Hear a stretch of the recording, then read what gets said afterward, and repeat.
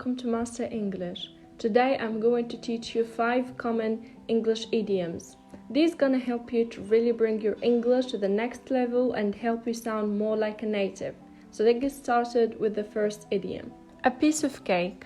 A piece of cake. You might have heard this one before and it means something that is really easy. Example, the exam was a piece of cake. As cheap as chips. As cheap as chips.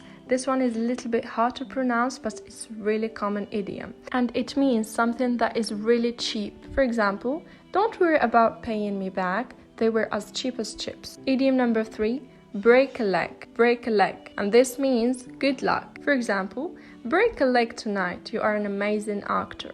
Idiom number 4, to get out of hand. This means to become difficult to control. For example, it was the end of term and the children were getting a little out of hand.